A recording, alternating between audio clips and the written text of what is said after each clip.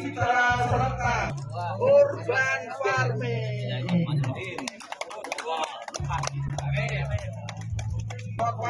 DPRD Metro dukung pengembangan urban farming berbagai jenis unggulan Lampung. Pihak legislatif mendorong pelestarian komoditas tanaman yang identik dengan provinsi berjuluk Bumi Sai Wawai. Wali Kota Metro, Wahdi Sirajudin dan Wakil Ketua DPRD Metro Basuki didampingi Forkopimda merilis wilayah pengembangan urban farming di kawasan Margorejo, Metro Selatan, Senin siang.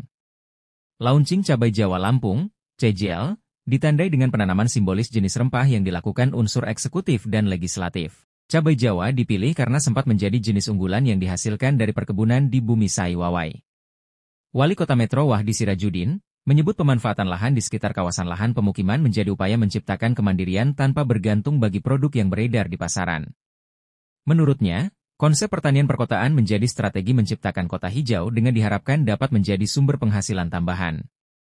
Wakil Ketua DPRD Kota Metro, Basuki menilai urban farming menjadi solusi ketahanan pangan di lingkungan padat penduduk. DPRD Metro berencana merumuskan aturan memperkuat eksistensi urban farming dengan dukungan anggaran memadai.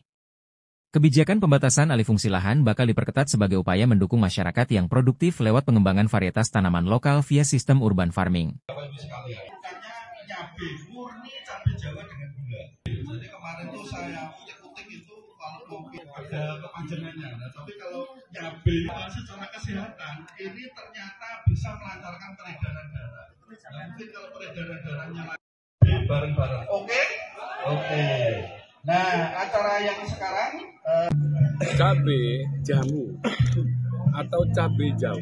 Banyak juga cabai-cabai, tetapi ini tentu harus dipahami bahwa komoditas ini adalah salah satu komoditas yang harus mempunyai daya ungkit lebih baik.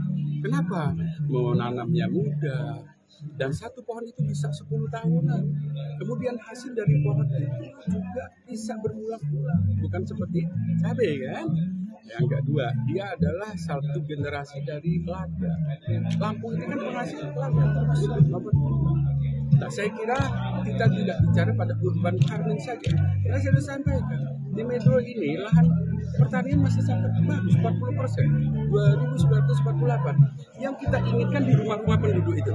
Maka disebut integrated farming. Mulai dari sampah yang terbuang di rumah, hasil dapur tadi diolah. Ya, hasil jatuhnya pohon atau daun-daun diolah, ini sudah dilakukan. Nah, saya berharap bukan pada tatanan urban farming saja, tapi integrated farming.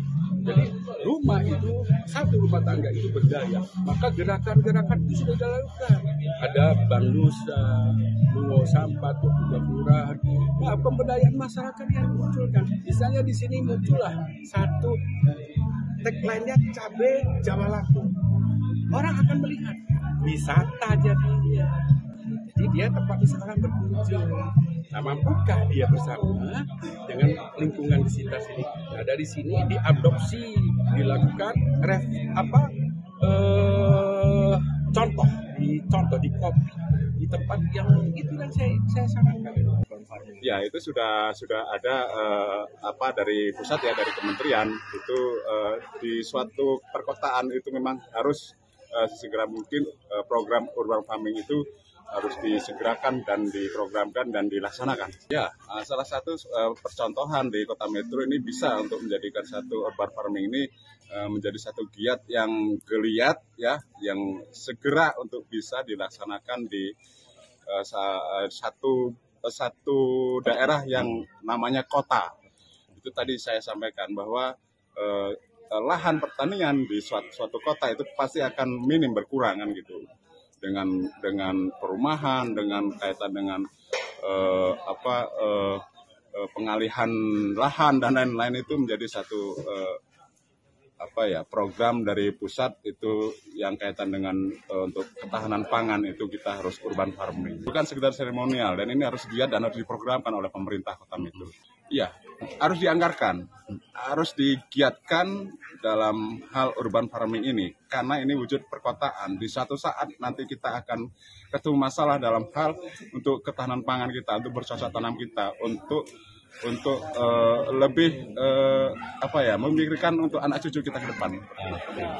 Martin Sai News TV melaporkan dari Kota Metro.